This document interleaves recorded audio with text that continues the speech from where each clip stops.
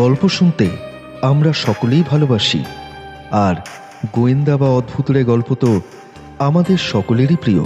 শুরু হচ্ছে আমাদের আজকের গল্প, ডাক বাংলো।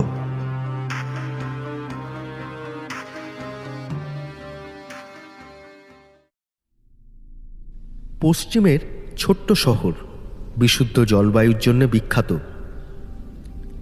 কিছুদিন এখানেই ডেরা পেতেছি। শহরের চারিপাশে নদী, পাহাড়, প্রান্তর ও অরণ্য প্রভৃতি কিছুরই অভাব নেই। একদিকে শহরের সুবিধা আর অন্যদিকে প্রাকৃতিক সৌন্দর্য, কাজেই জায়গাটি হয়ে উঠেছিল অত্যন্ত লোভনীয়। পশ্চিম দিকে প্রান্তর, তার উপর দিয়ে মাইল খানেক গেলেই পাওয়া যায় দূর বিস্তারী অরণ্য। এর ওর মুখে শোনা গেল বনের ভেতরে মাইল 2 অগ্রসর হলেই নাকি একটি বড় জলাশয় পাওয়া যায়। সেখানে জলক্রিয়া করতে আসে বালিহাঁস ও অন্যান্য বিভিন্ন জাতের পাখি। বালিহাঁসের মাংসে ভেন্ডালু বানালে বড়ই সুস্বাদু হয়। একে শীতকাল, তার উপর আছে গাছের ছায়া, কাজেই রোদের তাপে বিশেষ কষ্ট হবে না বুঝেই একদিন দুপুরবেলায় পাখি মারা বন্দুক নিয়ে বেরিয়ে পড়লাম। এখানকার বাসিন্দাদের মাইল সম্বন্ধে ধারণা হচ্ছে বিদেশিদের পক্ষে বিপজ্জনক। জলাশয়ের দূরত্ব শুনেছিলাম মাত্র 2 মাইল, কিন্তু অত্যন্ত 6 মাইল পথ পার হয়ে যাওয়ার পরে তবে জলাশয়ের নাগাল পেলাম। কেবল জলাশয় নয়, প্রথম দৃষ্টিতে এক ঝাঁক বুনো হাঁসও দেখতে পেলাম এবং তাক করে বন্দুক ছুড়লাম, কিন্তু তারা অনায়াসেই ঝড়রা বৃষ্টিকে এড়িয়ে আকাশে বন্দুকের সীমানার বাইরে গিয়ে চক্কর কাটতে লাগলো। আমি বোকার মতন ফ্যালফ্যাল করে তাকিয়ে রইলুম। হাঁসের একটা পালকও পর্যন্ত সংগ্রহ করে উঠতে পারলাম না। কিন্তু আমি নাছোড়বান্দা শিকারী, রাত্রে ভেন্ডালু খাওয়ার জন্য বদ্ধপরিকর। সুতরাং বহুক্ষণ ধরে চলল বুনো হাঁসের পেছনে ছোটাছুটি। কিন্তু হায় অদৃশ্য, আজ ঘুম থেকে উঠে অজান্তে নিশ্চয়ই কোনো অপয়া মানুষের মুখ দেখে ফেলেছি। শেষ পর্যন্ত একটা হাঁসও আমার ভেন্ডালুর উপকরণে পরিণত হতে রাজি হলো না। ধীরে ধীরে অরণ্যে বিকেল নেমে আসলো। সূর্য হেলেছে পশ্চিম দিকে। অরণ্যে বেলা শেষের অন্ধকার নামে তাড়াতাড়ি। এই বেলা বাড়িমুখ না হলে বিপদের সমূহ সম্ভাবনা। চটপট পা চালিয়ে দিলুম, কিন্তু আধ ঘন্টা ঘোরাঘুরির পরে আবিষ্কার করলাম একটা প্রাঞ্জল করা প্রাঞ্জল সত্য: আমি পথ হারিয়েছি। অচেনা গভীর বনে সন্ধ্যের মুখে পথ হারানো যে কি ভয়াবহ ব্যাপার, ভুক্তভোগী ছাড়া কেউ তা বুঝতে পারবেন না। অন্ধকার হওয়ার আগেই এক জায়গায় একজোড়া ভাল্লুকের দেখা পেয়ে আসন্ন বিপদের গুরুত্বটা আরও ভালো করে হৃদয়ঙ্গম করতে পারলাম। ভাল্লুক যে বেশ বদমেজাজি জানোয়ার, সে বিষয়ে কোনো সন্দেহ নেই। আমার সম্বল তো একটা পাখি মারা বন্দুক মাত্র। ব্যস্ত হয়ে বহুক্ষণ ধরে এদিকে ওদিকে ছুটোছুটি করবার পর অবশেষে মনে পড়ল, আমি এসেছি যখন পূর্ব দিক থেকে, তখন পূর্ব দিকে যাওয়া ছাড়া আর কোনো উপায় নেই। পূর্ব দিকে মাইল খানেক পদচালনা করার পরে শহরের সন্ধান পেলুম না বটে, কিন্তু একটা রাস্তায় গিয়ে দাঁড়ালাম। সেখানে ধুলোর ওপরে গাড়ির চাকার দাগ দেখে বোঝা গেল এই পথে যখন যানবাহন চলাচল আছে, তবে কিছুটা দূরেই হয়তো লোকালয় আছে। কিন্তু এর মধ্যে আমার বিপদ আরও বেড়ে গেল। ঝমঝম করে বৃষ্টি শুরু হয়ে গেল। আমি সেই বৃষ্টিতে ভিজে এগোতে লাগলাম। খানিকটা এগোনোর পরে পথের ধারে চোখে পড়ল একখানা ছোট্ট একতলা বাড়ি। বাড়ির গড়ন দেখেই বুঝতে দেরি লাগলো না যে সেটা হলো একটা ডাক বাংলো।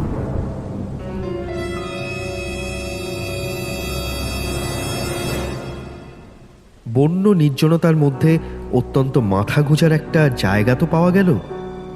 এই সান্ত্বনায় আমি একটা স্বস্তির নিঃশ্বাস ফেললাম। পশ্চিমের আকাশ তখন অন্ধকারে ঢেকে গেছে। একে বৃষ্টি, তার উপরে এই জঙ্গল। পাখিরা বাসামুখে ছুটে চলেছে। ধীরে ধীরে শুরু হয়ে গেল কুয়াশার ঘন আবরণ। বনের চারিপাশ ক্রমশ ছায়ায় অস্পষ্ট হয়ে গেল। কোনো জনমানবের সাড়া নেই বটে, কিন্তু সন্ধ্যার অন্ধকারে জমজমাট হওয়ার আগেই ডাকবাংলোয় এসে নিজেকে ভাগ্যবান বলে মনে হতে লাগলো। এখন অবসন্ন পা চলতে চাইছে না। ক্ষুধা তৃষ্ণায় শরীর কাতর, কাপড় চোপড় তো জলে ভিজে গেছে, কাঁটা জঙ্গলে ছিন্ন ভিন্ন, দেহের নানা জায়গা ক্ষতবিক্ষত, আর পিঠের বন্দুকটাকে মনে হচ্ছিল প্রায় 3 গুণ ভারী। আপাতত বাংলোয় আশ্রয় নেওয়া ছাড়া আর কোনো উপায় নেই। পায়ে পায়ে বাংলোর দিকে এগিয়ে যেতে লাগলাম। বারান্দার রেলিং ধরে স্থিরভাবে দাঁড়িয়ে আছে খাসনামার উর্দি পরা একটা মূর্তি। নিশ্চয়ই বাংলোর জিম্মাদার।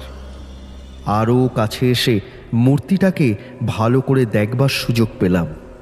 লোকটা বেশ বুড়ো, বয়স ঠিক মতো ধরবার উপায় নেই। 80 হতে পারে, 90 হওয়াও খুব অসম্ভব নয়। মুখের চামড়ার ভাঁজের মধ্যে ভাঁজ, গলার কাছে মাংস ঝলঝল করছে এবং গায়ের ত্বকও চুপসে কুঁকড়ে গেছে। দেহখানা ছিলা পড়ানো ধনুকের মতন বাঁকা, হেঁট হয়ে নিজের মনে মনে কি যেন বিড়বিড় করে বকছিল। আমি কাছে গিয়ে দাঁড়িয়ে বললাম, ওহে বাপু, তুমি কি এখানকার খাসনামা? সে কোনো জবাব দিল না। 2 হাতে বারান্দায় ভর দিয়ে নিজের বাঁকা দেহখানা সোজা করে তুলে আমার মুখের দিকে দৃষ্টিপাত করল। আমি চমকে উঠলাম। কোনো থুরথুরে বুড়োর চোখ এমন তেজি ও তীব্র দৃষ্টি কি হয়? বললাম, আজ আমি এই বাংলোতেই থাকতে চাই, তুমি কি একটু ব্যবস্থা করে দিতে পারবে? তবু সে জবাব দিল না। তার হাতে একগাছা লাঠি ছিল। সেই লাঠিটা মাটির ওপরে সশব্দে ঠকঠকিয়ে ঠুক ঠুক করে বাংলোর ভেতরে চলে গেল। আমিও তার পিছু পিছু এগিয়ে গেলাম।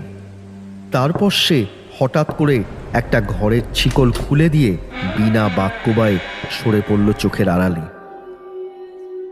ভাবলুম লোকটা বোবা নাকি, কিন্তু আর একটা ব্যাপার লক্ষ্য করলাম, লোকটার জামাকাপড় ভিজে সপসপ করছে। এখানকার এই পাহাড়ে শেষবেলার বৃষ্টিতে বুড়ো বুঝি ভিজে গেছে। একটা ঘরের মধ্যে গিয়ে ঢুকলাম। সেই ঘর ব্যবহারের একেবারেই অযোগ্য। প্রায় মাসখানিক হয়তো এখানে কোনো ঝাড়পোছ হয়নি। মেঝের ওপরে পুরু ধুলোর আস্তরণ পড়ে আছে।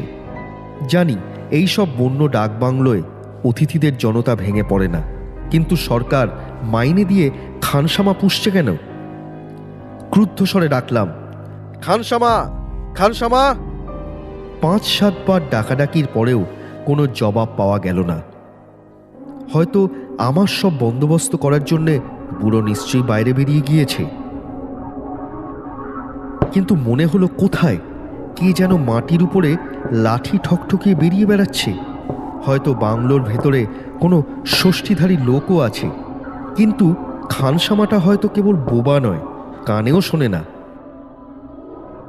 কোনো উপায় না ভেবে পশ্চিম দিকের জানলাটা খুলে দিলাম। এতক্ষণে বৃষ্টিটা থেমে গেছে। আলোক সম্রাট সূর্যদেব অবসর গ্রহণ করেছেন বটে, কিন্তু বনবাসী জীবদের কাছে জ্যোৎস্নার আশীর্বাদ বর্ষণ করার জন্যে প্রতিপদের চাঁদ আর একটু পরেই হয়তো আত্মপ্রকাশ করবেন। এতক্ষণ আপনারা শুনছিলেন আমাদের গল্প ডাকবাংলো। এখানে লেখক হঠাৎ একদিন জঙ্গলের মধ্যে হাঁটতে হাঁটতে আবিষ্কার করলেন জঙ্গলের মধ্যে একটা ডাকবাংলো। সেখানে তিনি আশ্রয় নিলেন, কারণ বাইরে তখন বৃষ্টি শুরু হয়ে গেছে। কিন্তু ডাকবাংলোটা একটু অদ্ভুত ধরনের। দেখা যাক সেখানে লেখক কি কি অভিজ্ঞতার সম্মুখীন হন।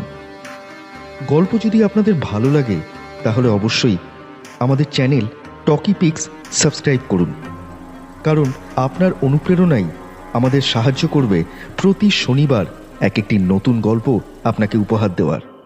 ধন্যবাদ। দিনের পাখিরা বাসায় ফিরে গিয়েছে। ছায়ামলিন আকাশের গায়ে একে একে দেখা যাচ্ছে পেঁচা এবং বাদুড়। আরও খানিক তফাতে আবছায়ার ভেতর দিয়ে জঙ্গলের আরও ঘন অন্ধকারের মধ্যে গা ঢাকা দিলেও হয়তো একদল হায়না।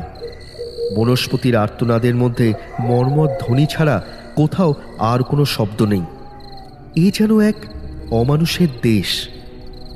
বাংলোর ভেতরেই আছে একটা ইদারা, অর্থাৎ কুয়ো। জলাভাবে গলা তখন শুকিয়ে কাঠ হয়ে গিয়েছে। ইদারা দেখেই তৃষ্ণা যেন আরও দ্বিগুণ হয়ে উঠল।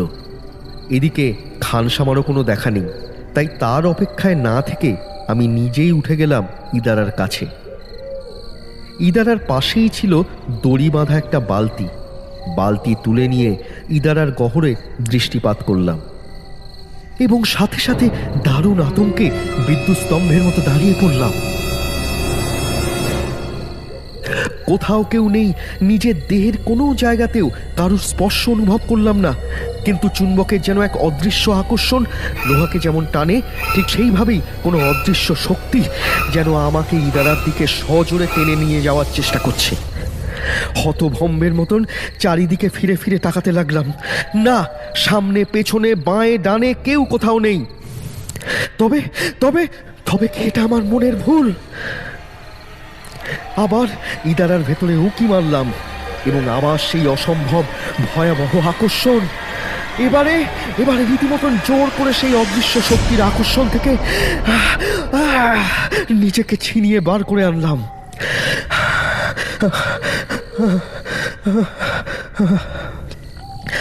সারাদিন রোদে ঘুরে ঘুরে আমার মাথা কি বিগড়ে গেছে? আমি কি পাগল হয়ে যাচ্ছি? আর ইদারার কাছে দাঁড়াতে ভরসা হলো না। তৃষ্ণার কথা ভুলে দ্রুত পায়ে সোজা বাংলোর ভিতরে ফিরে আসলাম। মনের ভুলে কে পাতালে প্রবেশ করতে চায়? বাইরেটা ঝাপসা হয়ে এসেছে, ঘরের ভেতরে ঘন হয়ে উঠেছে অন্ধকার। কিন্তু কি মুশকিল, এখনো তো বুড়ো খানসামার দেখা নেই। আজ যে আলো না জ্বললে চলে না। আচমকা বাইরে থেকে একটা কুকুরের তারস্বরে চিৎকার শোনা গেল। সে যে কি মর্মভেদী বিভৎস চিৎকার, ভাষায় তা বোঝানো যাবে না। জানলার কাছে গিয়ে দেখি ইদারার উঁচু পাড়ের ওপরে একটা কুকুরের অস্পষ্ট মূর্তি। আকাশের দিকে মুখ তুলে সে এমন একটা একটানা আর্তনাদ করছিল যে কেঁপে কেঁপে উঠছিল চারিদিক। সেই বিশ্রী ক্রন্দনের অপার্থিবতায় আমার বুকটা এক অমঙ্গলের আশঙ্কায় ছ্যাদ করে উঠল। এমন সময় দরাম করে দরজাটা বন্ধ হয়ে গেল। ছুটে গিয়ে দরজা ধরে অনেক টানাটানি করলাম, কিন্তু কিছুতেই দরজাটা খুলল না। প্রচন্ড ক্রুদ্ধ হয়ে চিৎকার করলাম, খানসামা, কোথায় তুমি? কে দরজা বন্ধ করলো? শিগগিরই খুলে দাও, আমার সাথে কোনো চালাকি চলবে না, আমার কাছে বন্দুক আছে। কিন্তু কেউ দরজা খুলল না। আচম্বিতে ঘরের মধ্যে যেন তুষার বৃষ্টি শুরু হলো। হাড়ে হাড়ে জাগলো কাঁপুনি। এসব কি? আজ কি এখানে সম্ভব ও অসম্ভবের ব্যবধান ঘুচে গেছে? এইবারে যে ভয় পেলুম তা অস্বীকার করতে পারবো না। ঘর তখন অন্ধকার, একটুখানি আলোর আভাস ছিল কেবল জানলার কাছে। শিউরে শিউরে পায়ে পায়ে জানলার দিকে এগিয়ে গেলাম। বাইরে কুকুরটা তখনও পরিত্রাহী চিৎকার করছে। সহসা ঘরের এক কোণ থেকে ক্ষণক্ষণ গলায় কে খিলখিল করে হেসে উঠল এবং তারপরে শুনলাম মাটির উপরে লাঠি ঠকঠকিয়ে কে যেন এগিয়ে আসছে আমার দিকে। ভাগ্যিস বাংলোর জানলা ছিল গড়াধীন। মারলুম এক বাইরে লাফ। সঙ্গে সঙ্গে ইদারার পাড়ের উপরে সেই কুকুরটার ঝাপসা মূর্তিটাও নিচের দিকে ঝাঁপিয়ে পড়ে আমার দিকে এগিয়ে আসতে লাগলো। তার দুই চোখে জ্বলছে আগুনের গুলি এবং তার কণ্ঠে জাগছে সেই ক্ষুধার্ত আর্তচিৎকার। দিক বিদিক জ্ঞান হারিয়ে মনের মধ্যে দিয়ে আমি প্রাণপণ ছুটতে লাগলাম। কিছুদিন পরের কথা, শহরের এক বয়স্ক মানুষের কাছে শুনলাম মাস কয়েক আগে ওই ডাক বাংলোর খানসামা দুর্ভাগ্যবশত ইদারার জলে পড়ে যান এবং সঙ্গে সঙ্গে তার প্রভুভক্ত কুকুরটাও জলে ঝাঁপ দেয়। তাদের দুজনের কেউই বাঁচেনি। সেই থেকে ওই ডাক বাংলোর বদনাম হয়েছে। ওখানে ভয়ে আর কেউ বাস করে না। কিন্তু এসব হচ্ছে বাজে কথা। আমার বিশ্বাস ডাকবাংলোর খানসামাটা উন্মাদগ্রস্ত, এবং ইদারার ওই অদৃশ্য আকর্ষণ, ঘরের ভেতরে তুষার বৃষ্টি ও কুকুরের চোখের আগুন, এসব হচ্ছে আমার ক্ষুধার্ত, তৃষ্ণাকাতর, রৌদ্র ও পথভ্রমে শ্রান্ত দেহের মধ্যে মনোবিকারের একটা প্রতিক্রিয়া মাত্র। তবে আমার ধারণাটা সত্যি কিনা পরীক্ষা করার জন্যে আর কোনো দিন ঘটনাস্থলে ফিরে যাওয়া হয়নি।